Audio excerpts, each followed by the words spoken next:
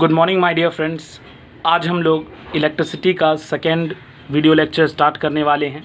इसमें हम लोग इलेक्ट्रिक चार्ज के डिफरेंट प्रॉपर्टीज़ को पढ़ने वाले हैं। तो चलिए आते हैं, शुरू करते हैं। सबसे पहला प्रॉपर्टी क्या है? तो सबसे पहला प्रॉपर्टी है इलेक्ट्रिक चार्ज का, जो आपको हमने पिछले क्लास में भी बताया था। लाइक चार्जेस और अनलाइक चार्जेस का आपस में किस प्रकार का बिहेवियर होता है।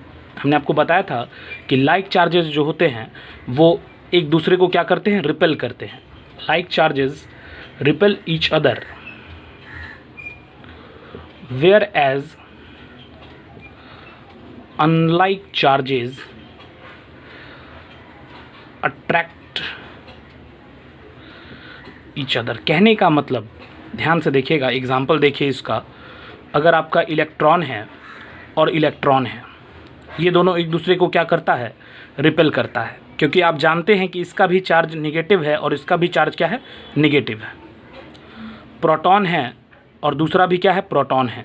ये दोनों भी एक दूसरे को क्या करता है, रिपेल करता है, क्योंकि आप जानते हैं कि ये यहाँ पर भी क्या है, आपका सेम चार्जेस है। बट अगर हम इसका जस्ट उल्टा करा दे, एक इलेक्ट्रॉन ले ले और एक प्रोटॉन ले ले, तो ये दोनों क्या करता है, एक दूसरे को अट्रैक्ट करता है, क्योंकि यहाँ पर दोनों जो हैं आपको वो क्या है, अनलाइक चार्जेस हैं। तो सबसे पहला और सबसे ईजी पॉइंट ये है कि लाइक चार्जेस जो होंगे वो एक दूसरे से दूर भागेंगे और अनलाइक चार्जेस जो होंगे वो एक दूसरे के पास आएंगे। तो ये हो गया आपका फर्स्ट पॉइंट। आते हैं दूसरे पॉइंट पे। दूसरा पॉइंट है हमारा, चार्ज इज ट्रांसफरेबल, यानी कि चार्ज को आप एक ऑब्जेक्ट से दूसरे ऑब्जेक्ट में ट्रांसफ़र कर सकते हैं। जैसे मान लो एक ऑब्जेक्ट है हमारा ए, ठीक है, और दूसरा ऑब्जेक्ट है हमारा बी।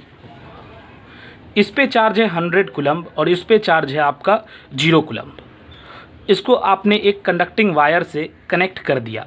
ओके, अब क्या होगा कि आपका चार्ज ए से बी में क्या हो जाएगा, ट्रांसफ़र कर जाएगा। और आपको इस कनेक्शन के बाद का जो सिस्टम देखने को मिलेगा या अरेंजमेंट देखने को मिलेगा वो ऐसा होगा कि ए पे मान लीजिए चार्ज घट के हो सकता है 70 कूलम्ब और इस पे हो जाएगा, बी पे चार्ज हो जाएगा आपका 30 कूलम्ब। यानी कि चार्ज आपका एक ऑब्जेक्ट से दूसरे ऑब्जेक्ट में ट्रांसफ़र किया जा सकता है।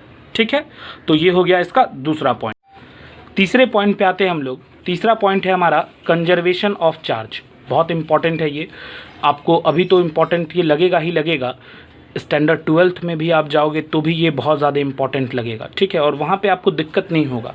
ठीक है, कंजर्वेशन ऑफ चार्ज देखते हैं।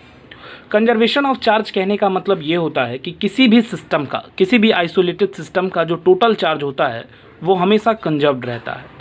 कहने का मतलब ये है, total charge of an isolated system, जैसे आपका एनर्जी होता था ना हर वक्त कंजर्व्ड, उसी तरह आपका चार्ज भी, जो टोटल चार्ज होता है किसी भी सिस्टम का, वो हमेशा कंजर्व्ड रहेगा, इज ऑलवेज कंजर्व्ड। ध्यान से देखिएगा, मैं इसको डिटेल्स में बताता हूँ थोड़ा। जैसे मान लो एक ऑब्जेक्ट है आपका ए, दूसरा ऑब्जेक्ट है आपका बी। इसका चार्ज है Q1, इसका चार्ज है Q2।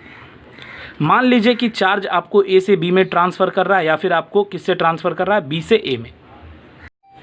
मैं यहाँ पर मान लेता हूँ कि जो चार्ज है वो ए से कहाँ ट्रांसफ़र हो रहा है, बी में। ठीक है, इसको हमने पहले कंडक्टिंग वायर से एक कनेक्ट कर दिया है। अब आप देखोगे थोड़ी देर के बाद कि इसका भी चार्ज चेंज हो जाएगा और इसका भी चार्ज क्या हो जाएगा, चेंज हो जाएगा। कहने का मतलब कि ए का भी चार्ज पहले के मुकाबले अलग होगा और बी का भी चार्ज पहले के मुकाबले क्या होगा, अलग होगा। ए का चार्ज मैं मान लेता हूँ Q1 डैश और बी का चार्ज मान लेता हूँ Q2 डैश। ओके, ऐसा कुछ सिस्टम है हमारे पास। लेकिन एक चीज़ याद रखिएगा, इन दोनों का जो सम होगा, जो टोटल चार्ज आपका पहले का है और जो टोटल चार्ज आपका बाद का है, वो दोनों आपको क्या रहेगा, सेम मिलेगा। यानी Q1 प्लस Q2 की जो वैल्यू होगी वो क्या होगी, Q1 dash plus Q2 dash के बराबर होगी। यानी टोटल चार्ज हमेशा क्या होगा, आपका कांस्टेंट रहेगा। हाँ, ऑब्जेक्ट का चार्ज क्या हो रहा है कि वेरी कर रहा है। जैसे इसका चार्ज यहाँ पे मैं मान लेता हूँ कि 100 कूलम्ब है और इसका मैं मान लेता हूँ कि 60 कूलम्ब है। ओके, मान लेते हैं कि कनेक्शन के बाद इसका जो चार्ज है वो हो जाता है 85 कूलम्ब। ठीक है, तो जाहिर सी बात है इसका भी कितना होगा 75 कूलम। कैसे हुआ ये?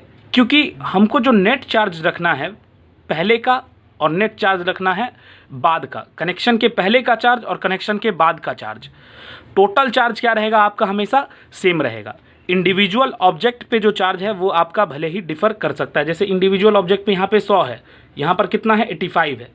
फिर कनेक्शन के बाद अगर आप बी को देखें तो यहाँ पर 60 है और यहाँ पर कितना है 75 कूलम है। बट नेट चार्ज अगर आप देखो तो इधर भी 160 कूलम है और इधर भी कितना है आपका 160 कूलम है। तो आप ऐसे याद रख सकते हो कि जो टोटल चार्ज होता है किसी भी आइसोलेटेड सिस्टम का वो आपका हमेशा क्या रहता है? कंजर्व्ड रहता है। ठीक है, कांस्टेंट रहता है। आ रहा बात समझ में? कांस्टेंट मतलब वो चेंज नहीं होता है। यहाँ पे मैं अगर कंजर्व्ड वर्ड लगाया हूँ, कांस्टेंट भी लगा सकता हूँ और वो ज़्यादा अच्छा लगेगा और वो ज़्यादा मतलब कि अप्रोप्रिएट भी रहेगा। ठीक है, आगे आते हैं हम लोग अपने फोर्थ पॉइंट पे। फोर्थ पॉइंट को समझने के लिए मैं कुछ आपको बोलता हूँ सपोज करने के लिए। जैसे मान लो कि ये आपका ऑब्जेक्ट है, ठीक है, इस ऑब्जेक्ट पे चार्ज है 5 कूलम का और ये अभी रेस्ट में है। ठीक है, अब मैं दूसरा कंडीशन आपको बोल रहा हूँ कि इसको मानो कि ये 10 मीटर पर सेकेंड से क्या कर रहा है? मूव कर रहा है। इस वक्त बताओ उसका चार्ज कितना है? तो इस वक्त भी आप देखोगे तो इसका चार्ज क्या होगा? 5 कूलम भी होगा। अब मैं कहता हूँ कि एक कंडीशन मानो जब ये 15 मीटर पर सेकेंड से मूव कर रहा है, तब भी इसका चार्ज क्या होगा? 5 कूलम ही होगा। यानी कि आप ये चीज़ देख रहे हो कि चार्ज जो है वो वेलोसिटी पर बिल्कुल भी डिपेंड नहीं कर रहा। वेलोसिटी के बढ़ने से चार्ज ना ही बढ़ रहा है, ना ही चार्ज आपका क्या हो रहा है? घट रहा है। इसलिए कहा जाता है चार्जेस आर इनवेरिएंट। इसका मतलब ये होता है कि charges are independent of velocity. Charges जो होते हैं वो वेलोसिटी से क्या होता है? इंडिपेंडेंट होता है। वेलोसिटी से उसको कोई मतलब नहीं है। वेलोसिटी बढ़े तो भी चार्ज पे इफेक्ट नहीं पड़ेगा, वेलोसिटी घटे तो भी चार्ज पे कोई इफेक्ट नहीं पड़ेगा। चलिए आगे बढ़ते हैं अपने 5th पॉइंट पे। 5वां पॉइंट है हमारा charges are always associated with mass. इसका मतलब ये होता है कि चार्ज कभी भी बिना मास के एग्जिस्ट नहीं कर सकता। चार्ज कांट एग्जिस्ट विदाउट मास। जैसे अगर मैं आपको बताऊं, आप लोग इलेक्ट्रॉन के बारे में जानते हो और आप लोग ये भी जानते हो कि इलेक्ट्रॉन का मास कितना होता है? 9.1 × 10⁻31 kg। ओके, उसी तरीके से आप प्रोटॉन का भी मास जानते होंगे 1.67 × 10⁻27 kg। ऐसा होता है ना? ये है मास ऑफ इलेक्ट्रॉन और ये है आपका मास ऑफ प्रोटॉन। देखो, इसको समझाने के लिए मैं एक सिंपल सा आपको एग्जांपल देता हूँ। जैसे मान लो ये हमारा ऑब्जेक्ट है और ये ऑब्जेक्ट हमारा न्यूट्रल है। ये हमारा ऑब्जेक्ट कैसा है? न्यूट्रल है। न्यूट्रल कहने का मतलब कि इस पे इलेक्ट्रॉन और प्रोटॉन दोनों के नंबर्स क्या होंगे? सेम होंगे। ठीक है, मैं मान लेता हूँ कि इसकी वेट है 2 kg। कितना वेट है इसका? 2 kg। आ रहा बात समझ में? अब मान लो कि इसको हमको कराना है पॉजिटिव चार्ज। कैसा चार्ज कराना है? Positive charge. देखो, अगर पॉजिटिव चार्ज किसी को कराना है तो ये आप लोग जानते हो कि वहाँ से निगेटिव वाले को हटाना होगा, यानी इलेक्ट्रॉन को हटाना होगा, और किसी को निगेटिवली चार्ज करना है यानी कि वहाँ पे इलेक्ट्रॉन को ऐड कराना होगा। तो मान लो हमने यहाँ से, हमको इसको पॉजिटिव चार्ज कराना है, हमने यहाँ से 5 इलेक्ट्रॉन निकाल लिया। अब इस पर चार्ज कितनी आ जाएगी? 5 इलेक्ट्रॉन निकाला है आपने, यानी कि 5 इलेक्ट्रॉन कम गया नहीं, तो इसका चार्ज क्या चीज़ में बढ़ेगा? +5 हो जाएगा ना। कैसे होगा +5? मान लो इलेक्ट्रॉन और प्रोटॉन बराबर है। मैं मान लेता हूँ कि यहाँ पे 50 इलेक्ट्रॉन और 50 प्रोटॉन है। ठीक है, तो शुरुआत में जो इसका नेट चार्ज था वो क्या था? -50, 50 इलेक्ट्रॉन और +50 प्रोटॉन। यानी प्रोटॉन का भी दोनों का चार्ज तो सेम ही होता है। नहीं, इसको +50 ही लिख सकते हैं। मैंने बताया था इलेक्ट्रॉन के चार्ज को आप -E लिखो और प्रोटॉन के चार्ज को क्या लिखो? +E। तो 50 इलेक्ट्रॉन है तो कितना चार्ज होगा? -50, और 50 प्रोटॉन है तो कितना चार्ज होगा? +50। दोनों एक दूसरे को कैंसिल करके क्या ले आया? 0, यानी न्यूट्रल है वो। मतलब उसके पास नेट चार्ज क्या है? 0 है। लेकिन अगर आपने इसमें से 5 इलेक्ट्रॉन निकाल दिया तो अब ये कितना बचा? इलेक्ट्रॉन -45 ही बचा। और प्रोटॉन कितना है? 50e ही है, तो कितना हुआ इस पे बताइए तो, +5 आया ना, इस पे चार्ज कितना आया, +5e। अब ध्यान से देखो कि इसको आपने चार्ज किया, इसमें से 5 इलेक्ट्रॉन क्या हुआ, निकला, तो क्या 5 इलेक्ट्रॉन का मास नहीं कमेगा इसमें, 1 इलेक्ट्रॉन का मास इतना है, तो क्या इसमें से 5 × 9.1 × 10⁻33 kg मास नहीं कमेगा, 1 इलेक्ट्रॉन के जाने से इतना मास कमेगा, क्योंकि 1 इलेक्ट्रॉन का इतना मास है, 5 इलेक्ट्रॉन के जाने से कितना मास कमेगा, इतना मास कमेगा। एक चीज़ और बता सकते हो आप यहाँ से, अगर किसी ऑब्जेक्ट को आप पॉजिटिव चार्ज करते हो तो उसका मास क्या हो जाता है, घट जाता है, ठीक है। When an object is positively charged then its mass decreases. और वहीं इसका उल्टा मैं बताऊं कि अगर कोई न्यूट्रल ऑब्जेक्ट था, मान लो ये आपका न्यूट्रल ऑब्जेक्ट है, आप इसमें 5 इलेक्ट्रॉन को ऐड करा देते हो, क्या कर देते हो, 5 इलेक्ट्रॉन को ऐड करा देते हो, तो इसका चार्ज क्या हो जाएगा, मान लो ये 50e था, माइनस में 50 इलेक्ट्रॉन और 50 प्रोटॉन थे, अभी इलेक्ट्रॉन कितना हो गया, 5 आपने ऐड कराया तो -55, और चार्ज उसके वजह से -55e, प्रोटॉन 50 ही है तो 50p हो गया उसका चार्ज, नेट चार्ज कितना है यहाँ पे, -5 ही है ना। अब ये बताओ कि उसमें 5 इलेक्ट्रॉन आया तो कुछ ना कुछ मास लेकर के आया होगा कि नहीं लेकर के आया होगा। तो जब भी कोई ऑब्जेक्ट आपका चार्ज होता है उसके मास पर इफेक्ट जरूर पड़ता है, यानी चार्जेस हमेशा आपको मास के साथ ही एग्जिस्ट करते हैं, without mass they can't exist. आ गया बात समझ में। पॉजिटिव चार्ज अगर कोई ऑब्जेक्ट होगा, न्यूट्रल ऑब्जेक्ट, तो उसका मास कम जाएगा, और नेगेटिव चार्ज होगा यानी इलेक्ट्रॉन वो ले रहा है तो उसका मास क्या हो जाता है, बढ़ जाता है। आप इसको याद रखेंगे। आगे चलते हैं हम लोग अपने छठे पॉइंट पे। तो छठा पॉइंट है हमारा, 6th पॉइंट है हमारा, क्वांटाइजेशन ऑफ चार्ज। इसको ध्यान से समझिएगा, क्वांटाइजेशन ऑफ चार्ज कहने का मतलब क्या होता है। इस स्टेटमेंट का एक मतलब है, यानी कि इस बोल सकते हो कि इस थ्योरी का एक सेंटेंस में मैं अगर बताऊं तो इसको क्या लिख सकते हैं, total charge on an object, जो टोटल चार्ज होता है किसी भी ऑब्जेक्ट पे, is equal to integral multiple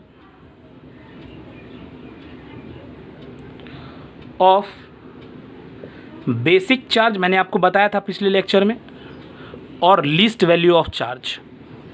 charge का सबसे कम वैल्यू कितना हो सकता था, हमने बताया था ना आपको, चार्ज का सबसे कम वैल्यू हो सकता था आपको 1.6 × 10⁻19 कूलम, जो आपको इलेक्ट्रॉन पे नेगेटिव में एग्जिस्ट करता है और प्रोटॉन पे किस में एग्जिस्ट करता है, पॉजिटिव में। तो 1.6 × 10⁻19 सबसे स्मॉलेस्ट है, इसको आप क्या मान लो, ई मान लो, मैंने बोला था ना। फिर आप इलेक्ट्रॉन को आप क्या लिख सकते हो, इलेक्ट्रॉन का चार्ज लिख सकते हो -e, और प्रोटॉन का चार्ज लिख सकते हो +e। नहीं, तो ये E जो है वो आपका क्या है, बेसिक चार्ज है। E कहने का मतलब 1.6 × 10⁻19 विदाउट एनी सिंबल, उसके साथ कोई सिंबल नहीं लगाया है जब E बोलूँगा तो, ठीक है, याद रखिएगा। कह रहा है यहाँ पे ये स्टेटमेंट कि टोटल चार्ज जो होता है किसी भी ऑब्जेक्ट का, वो इंटीग्रल मल्टीपल होता है लीस्ट वैल्यू ऑफ चार्ज के। इसको क्या, इसका मतलब क्या होता है उसको समझिएगा। जैसे मान लो कि ये हमारा एक ऑब्जेक्ट है, ओके, ये न्यूट्रल है। क्या है ये हमारा ऑब्जेक्ट, न्यूट्रल है। आ रहा बात समझ में, यानी इस पे इलेक्ट्रॉन्स की और नंबर और प्रोटॉन की नंबर क्या होंगे, सेम होंगे। जितना इलेक्ट्रॉन्स है उतना ही क्या है इसमें, प्रोटॉन है। अब मान लीजिए इसको हमको पॉजिटिव चार्ज कराना है तो क्या करेंगे, ध्यान से देखिएगा। अभी मैंने आपको जस्ट बताया था कि अगर कोई न्यूट्रल ऑब्जेक्ट है जिसमें कि इलेक्ट्रॉन्स और प्रोटॉन्स बराबर हैं, उसको आपको पॉजिटिव चार्ज अगर करना है तो उसमें से इलेक्ट्रॉन्स की नंबर को क्या करनी होगी, कम करनी होगी। नहीं, आप जैसे यहाँ पर इलेक्ट्रॉन्स और प्रोटॉन्स बराबर हैं, आप इसमें से 5 इलेक्ट्रॉन्स को निकाल दो। कितने इलेक्ट्रॉन्स को आपने निकाल दिया, 5 इलेक्ट्रॉन्स को अगर आपने निकाला तो इस ऑब्जेक्ट पे चार्ज कितना डेवलप करेगा, इस ऑब्जेक्ट पे डेवलप करेगा चार्ज 5 प्रोटॉन जितना चार्ज इस पे डेवलप करेगा। अभी मैंने जस्ट पिछले वाले में बताया आपको कि जैसे अगर 50 इलेक्ट्रॉन्स हैं तो चार्ज -50 है, नहीं, और 50 प्रोटॉन्स है तो चार्ज क्या है आपके पास, +50p है ना। अगर मैं 5 निकाल देता हूँ इलेक्ट्रॉन तो ये हो गया -45e और ये हो गया आपको 50p। -5 ही बचा ना आपके पास, सॉरी +5 ही बचा ना आपके पास, यानी इस ऑब्जेक्ट पे चार्ज कितना आया, +5 ही चार्ज आता है, नहीं 5 चार्ज आया ना, यानी कि +5 इंटू ई की वैल्यू मैंने आपको बताया है, ई का वैल्यू कितना है 1.6 इंटू 10⁻19। आ रहा है बात समझ में। अब मैं बोलूँ कि इसमें से 6 इलेक्ट्रॉन निकालना है तो इस पर चार्ज क्या आएगा, +6 कहने का मतलब +6 इंटू 1.6 इंटू 10⁻19। अब मैं बोलूँ कि इसमें से 7 इलेक्ट्रॉन्स निकालना है तो इस पे चार्ज कितना आएगा, +7 इंटू 1.6 इंटू 10⁻19। मतलब जितना आप निकालोगे इलेक्ट्रॉन उतना ही पॉजिटिव चार्ज इस पर क्या हो जाएगा, डेवलप करता जाएगा।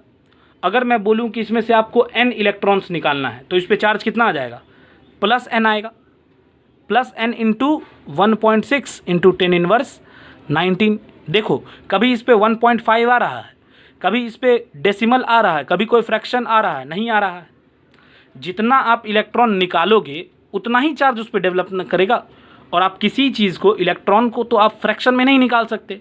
आप इलेक्ट्रॉन को अगर निकालोगे तो उसको आप किसी न किसी होल नंबर में ही निकालोगे, नहीं, या तो आप नहीं ही निकालोगे, आप 1 निकालोगे, 2 निकालोगे, 3 निकालोगे, कभी आप हाफ इलेक्ट्रॉन निकाल सकते हो या 0.2 इलेक्ट्रॉन निकाल सकते हो, नहीं निकाल सकते ना।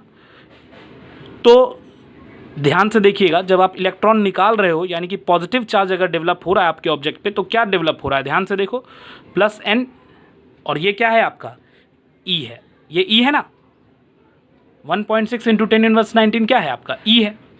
अब दूसरा कंडीशन मानिए कि मैं ऑब्जेक्ट को निगेटिव चार्ज कर रहा हूँ, ठीक है, निगेटिव चार्ज करना है तो इलेक्ट्रॉन क्या करना है, डाल देना है। अगर मान लो मैं 1 इलेक्ट्रॉन डालता हूँ तो कितना निगेटिव चार्ज आएगा, -1 इलेक्ट्रॉन, यानी -1e चार्ज आएगा इस पर। 1 इलेक्ट्रॉन जितना निगेटिव चार्ज आएगा ना इस पर, कितना होगा, -1 इंटू 1.6 इंटू 10⁻19। 2 इलेक्ट्रॉन अगर आप इस पर डालोगे तो चार्ज कितना आएगा, -2 इंटू 1.6 इंटू 10⁻19। उसी तरह अगर मैं बोलूँ कि इस पर n इलेक्ट्रॉन आपने डाला है, कितना इलेक्ट्रॉन डाला है, n इलेक्ट्रॉन, तो इसका चार्ज कितना हो जाएगा, -n इंटू 1.6 इंटू 10⁻19। यानी जब आप पॉजिटिव चार्ज कर रहे हो तो वो +ne आ रहा है, और जब निगेटिव चार्ज कर रहे हो तो क्या आ रहा है, -ne। लेकिन कभी भी वो फ्रैक्शन में नहीं जा रहा है, ये n का वैल्यू हमेशा इंटीजर्स में ही आ रहा है, या तो पॉजिटिव आ रहा है या तो आपका निगेटिव आ रहा है, ये या तो +n आ रहा है या तो आपको क्या आ रहा है, -n आ रहा है। तो मैं सीधे लिख सकता हूँ कि जो नेट चार्ज होगा किसी भी ऑब्जेक्ट पे वो क्या होगा, Q इक्वल्स टू +-ne, नहीं, और ये n की वैल्यू क्या हो सकती है, 1 2 3 4 5 ऐसा हो सकता है, नहीं, कभी ये आप n1 डालोगे और पॉजिटिव चार्ज होगा तो +1e, n2 डालोगे पॉजिटिव चार्ज होगा तो +2e, अगर निगेटिव चार्ज होगा तो -1e, -2e, इस तरीके से आप कर सकते हो। तो ये है आपका क्वांटाइजेशन ऑफ चार्ज। लास्ट हम लोग का है एडिटिविटी ऑफ चार्ज।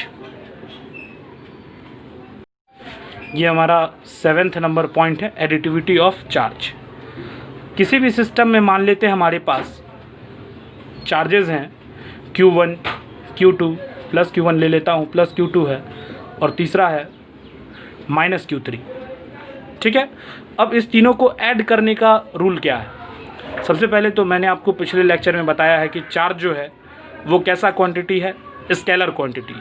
नहीं, एडिशन 3 तरह का हो सकता है, एक चीज़ समझ लीजिए आप लोग, एक होता है न्यूमेरिक,